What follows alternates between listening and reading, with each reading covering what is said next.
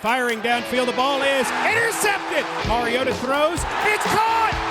David Quisenberry, the extra tight end. Touchdown,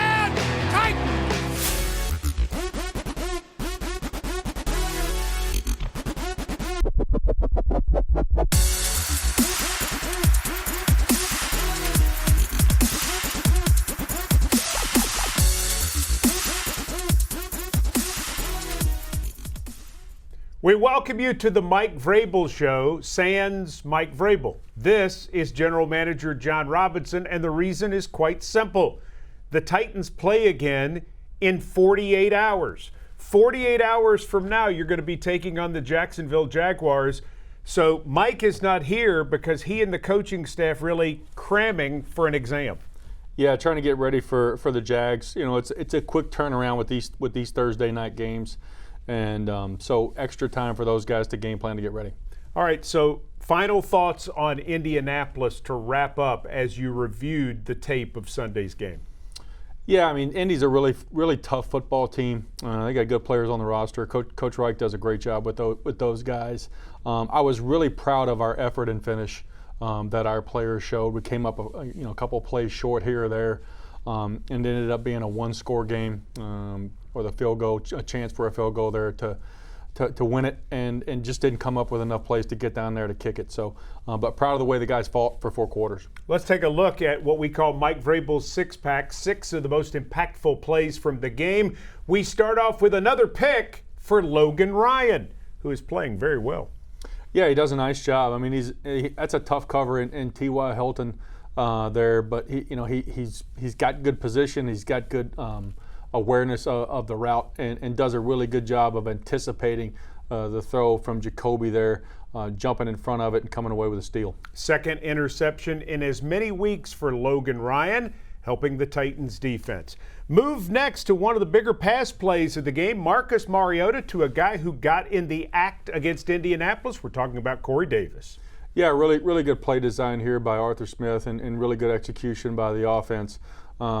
Created a little motion there to see what coverage they were in and found a matchup that was favorable to us off the play fake and a really nice strike to Corey over the middle of the field and him punching it down there inside the 5.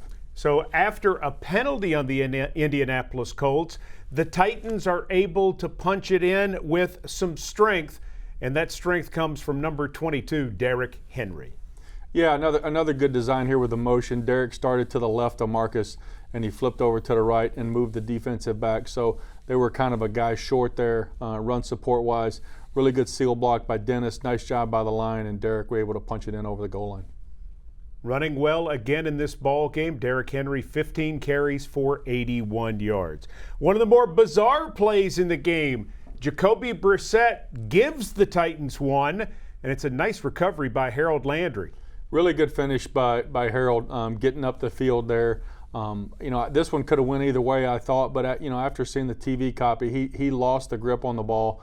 Great awareness by Harold to finish through the play and not assume it was an incomplete pass, coming up with a big turnover for us. So the Titans get the ball back here. They lead 17-13 as we head down the stretch. And unfortunately for the Titans, they are victimized by a young man who's out of Memphis, Tennessee originally, Jordan Wilkins. Yeah, well executed play on their part. It was kind of a counter play, so they got our defense to rock one way and then handed the ball back the other way and kind of gapped us there. We ended up a guy short in the B gap, but great hustle by Kenny Vaccaro. I mean, he never quit on the play, finishing all the way down there, forcing him out of bounds so that it gives the defense a chance to line up and play again and try to get a stop. Next play ends up being the game winner as Jacoby Brissett goes to the Pro Bowler, and T.Y. Hilton makes a great play on the ball. He did. I mean, I thought Malcolm was in great position. We talk about not looking back for the football. He played the receiver. He played up through his hands, and Hilton just made it. It was a great throw, and Hilton made a great play on the ball. Both teams 1-1 after this game ends. More work to do coming up, and more work for us. The Bridgestone Clutch Performance of the Game is upcoming, and we've got a quiz for you. David Quisenberry. Stand by. More of the Mike Vrabel Show coming up.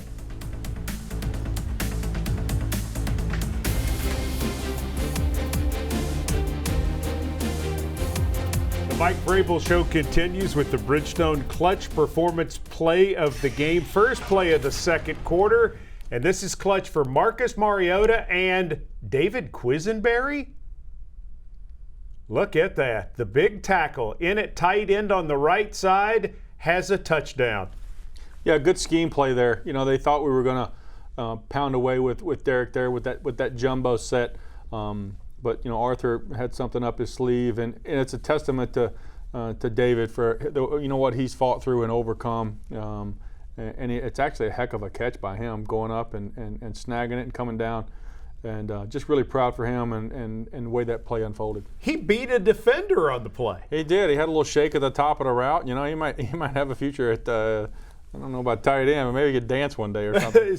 I was wondering if he's going to demand a position move now. He was so effective in that role. But let's talk a little bit about David Quisenberry before we move on. This young man missed 3 years of football fighting non-Hodgkin's lymphoma with everything he had. And it is one of the most amazing stories. And it really is a story of hope for a lot of people to see this guy do this, to score a touchdown in the NFL and prove what you can do, thanks to the medical people, thanks to lots of people out there with technology making it happen, and also due to the human spirit. Yeah, a heck of a lot of prayers and just a lot of will on his part and passion for football.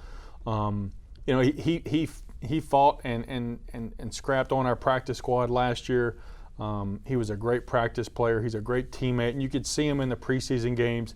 He's one of the guys on the sideline that is constantly into the game, whether it's offense or defense, and he earned a spot on this football team. And then to see him go out there and everything that he's battled in his life, to have that moment was pretty special. You guys on the sidelines were a little excited, weren't they? Yeah, they were excited for Quiz. Good stuff. Let's move to the segment now. It's time for Mike Vrabel Says, but it's actually going to be Jon Robinson Says, questions that we ask about the past ball game or what's coming up. Titans so far on the year converting just 15% of their third down conversions on offense. What needs to happen to improve third down conversions Thursday night in Jacksonville? Yeah, well, I think it starts with what you do on second down. You know, we've got to get into second and manageable so that we can get into third and manageable. When you take losses on second down and it puts you in third and long situations, it's just harder to overcome and make up those yards. So we've got to stay in second and manageable and hopefully get it to third and manageable. And we've got to convert those. We've got to get ahead of the sticks on third down because, you know, it creates more possessions. Derrick Henry is the NFL's leading rusher since Week 14 of last season. Why has he been able to pick up where he left off in 2018? Well, I think he's running with some urgency. He's doing a really good job of running behind his pads, of finding those open lanes, and he's not hesitating at the line of scrimmage, you know, which I thought he did a little bit last year. I think he's putting his foot in the ground. He's getting downhill. He's getting vertical on those linebackers and DBs. You know Jacksonville's going to want to run the football on Thursday night. What must the Titans do to improve their run defense as they play in Jacksonville? Well, I think it starts with tackling. You know, we've got to do a really good job of tackling. We've got to have gap integrity up front. You know, if you're supposed to be in the B gap, you've got to be in the B gap, and you've got to fit where you're supposed to fit. You got to get off blocks not too early. It's got to be at just the right time, because if you shed that block too quick, that back will cut it back on you, and you got to do a good job wrapping him up. We move now to our Delta Dental Guess the Titan. Last week, Mike Vrabel hit it. We're going to see if Jon Robinson can do it. We're going to show the Titan as a youngster. There he is. We're going to ask you to hold your guess until after the break. Have you got a good look, John? Are you ready? That's a tough one. Okay. All right. So when we come back, Jon Robinson will have his guess, and we'll also visit with Jayon Brown. All that and more coming up as the Mike Vrabel Show rolls on this Tuesday night. Stay tuned.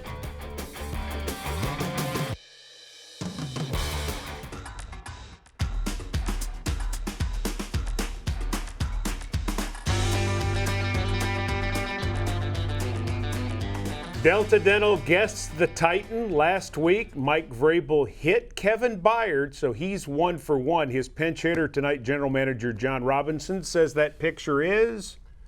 Well, the Gator T-shirt threw me off a little bit because I think this is a Roll Tide guy. But he grew up in Florida. I'm going to go Derrick Henry. He grew up in Jacksonville. It is Derrick Henry. Look at that. How did you, the T-shirts, what did it? Got an eye for talent. You have an eye for talent. There's no doubt. As a matter of fact, the eye for talent is also in the draft. He got this young man in the 5th round. Jon Brown has become a starter at linebacker and has improved every year he's been in the National Football League. He is this week's GEICO Gladiator of the Game, standing by with our Amy Wells.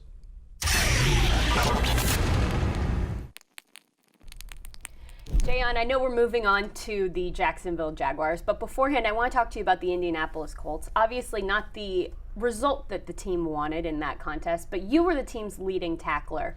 For you, do you feel like you're starting to come into your own in your 3rd year on this team? A little bit. Still got some ways to go. And last week against the Colts was a letdown, but it's a great film to learn off of and to apply for the weeks coming forward. Do you feel like you're becoming a leader on this Titans defense?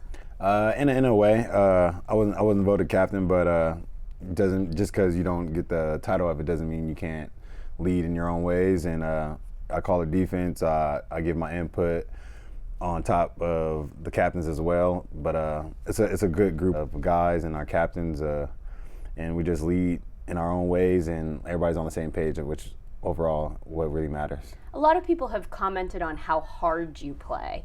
Is that something that has always been part of your style, I guess, or is that something that you've had to learn how to go hard on every snap? I think that's been my play style even since I was a kid in Pop Warner football, but I learned a new word from Rashawn Evans. Blue collar effort is what it's all about. So what is that? Is that just working hard, grinding it out? Just working hard, getting it out the mud. So I like, when he said that, blue collar effort, I'm like, yeah, that sounds about right. That's awesome. So talk to me about division games, because we know that they're important games, but there's got to be a little extra juice that comes with getting up for a game like that, especially on a short week. Oh, 100%. Division games, the teams know us well. We know them well. We see them twice a year. And you know the dudes over there really well, so you know what to expect. Our division, I feel like, is a lot of hard, physical, downhill running and teams and we got a lot of explosive playmakers in our division. So just coming in each and every week, especially when a division game, you got to get up for it because it's going to be a hard-fought game. For you, Jon Brown, what is one of the big points of emphasis that you're trying to improve upon going forward? Just keep elevating my game each and every week, and we got a saying in our room: greatness is required every day. And how you do that, you just got to prepare and practice each and every day, and just work on your techniques and all the fundamentals. So when it comes to Sunday, you can perform. All right, Jon Brown, looking forward to the next couple of games. Thank you.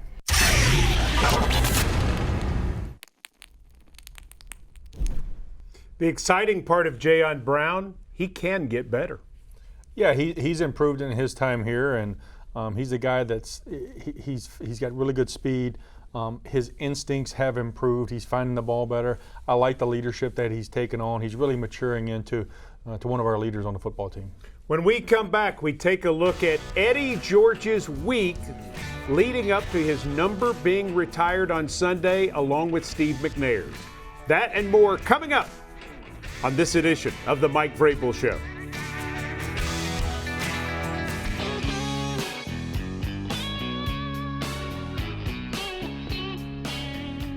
Really special Sunday at Nissan Stadium. Amy Adams Strunk on the field to retire the numbers of Steve McNair and Eddie George. As somebody who grew up following this franchise in Union City, Tennessee, Jon Robinson, those guys meant something to you as a fan before you were even into football. Two legends on this football team. I mean, just great in the community. You know, Eddie's around. He's involved all the time. But just guys that were really warriors on the football field. You knew when they stepped out there, it was going to be a long day for whoever was playing them. Eddie George did some amazing things last week leading up to Sunday's activities. Take a look at his schedule and where he went and who all he saw. What's up, Kings and Warriors? How y'all doing today? The Tennessee Titans and Campbell's Chunky's Soup want to present you with these new helmets.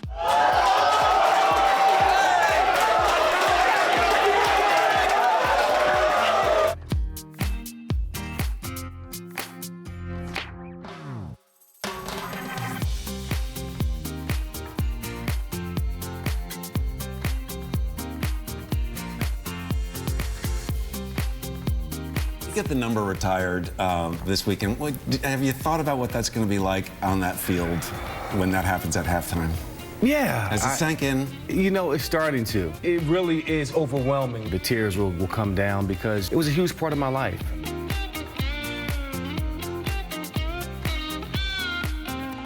Y'all have what it takes to win right now. Not just be mediocre, not just get to the playoffs, but be true champions. For 4 quarters, 60 minutes, it's personal. That stadium is going to be on fire on Sunday. Those fans are going to be behind you. That emblem means a lot.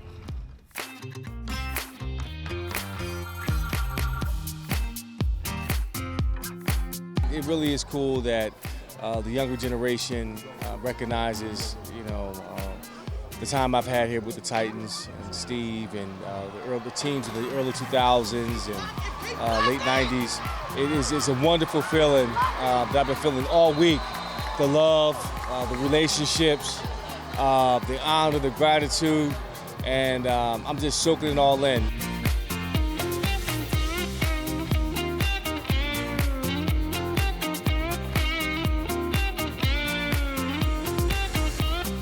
Amy Adams Strunk, she went above and beyond the call of duty to really make this weekend a special one, not only for me, but for my teammates, for the community, and to really celebrate the fact that, we established ourselves here as true legends in the Tennessee Titans. The best Eddie and Steve game of all time? Well, I give you 2, both from October of 2000. October 1st, 2000, against the eventual NFC champion New York Giants. Well, those Giants got absolutely worn out by Steve McNair and Eddie George. McNair was brilliant, 293 yards passing and 3 touchdowns. George ran 35 times for 125 yards and caught 52 yards worth of passes. The Titans kept the ball for over 40 minutes in that win. 15 days later, the first Monday Night Football game in Nashville history. Jacksonville is the opponent, and they are victimized by Steve and Ed. McNair throws for 234 and 2 scores. George posts 209 total yards in another dominant Titans victory. When 9 and 27 were both on, Titans opponents simply did not stand a chance.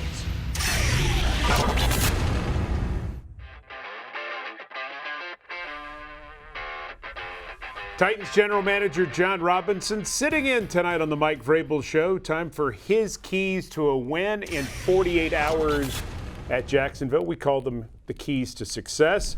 And it starts with something very simple, tackling. Yeah, I mean, it's extremely important. Sunday against the Colts, we let Brissett out of there a couple times. And these guys in the backfield, these receivers that Jacksonville have, Fournette's a tough guy to tackle. Minshew, he's a slippery quarterback out of the backfield. And the receivers, they've got a lot of fast guys. If we don't get them on the ground, they can really make you pay. All right, second key to success is when on third down offensively, Titans know they got to do better there. That's it's been the talk all week. We've got to do a really good job on third down. We've got to do a good job on second down to getting it to third and manageable, and then we've got to move the sticks on third down so that we can keep our offensive guys out there to make plays. And then finally, stay on the plus side of turnover ratio or the turnover margin. Titans have done that well so far. Yeah, right now we're only 2 games in, but we're 1 in the league. Taking care of the football. We talk about it every single week. Come up with turnovers defensively, take care of it offensively. We've got to stay on track with that against the Jags on Thursday. Huge opportunity for the Titans Thursday night down there. Yeah, it's fun. I mean, we love playing against those guys. It's a division opponent. It's a good rivalry between us two. But it's we've got to get back on track in order to make a run at this thing. Almost a good thing that you get a chance to play fast after a disappointing loss. Well, you certainly get that taste out of your mouth a little more quickly. It takes a little bit of a toll on the coaches and the players trying to get ready for the game. But if we can go down there and come away with a win, it'll sure feel good next weekend. Yeah, back in the AFC South, the 50th meeting. Hard to believe, the 50th meeting between the Titans and the Jaguars it's always a slugfest. You know what you're going to get. It is. It's two teams fighting for a lead in the division. The history speaks for itself. The battles back and forth that these two franchises have had with one another. All right, Jon Robinson, thanks for sitting in for Mike Vrabel. Enjoyed it. Thank you. Titans and the Jaguars this Thursday. Titans radio on the air at 6:30. Kickoff between Tennessee and Jacksonville Thursday night, 7:20. For Jon Robinson, I'm Mike Keith. Thanks for joining us, and we'll talk to you from Jacksonville.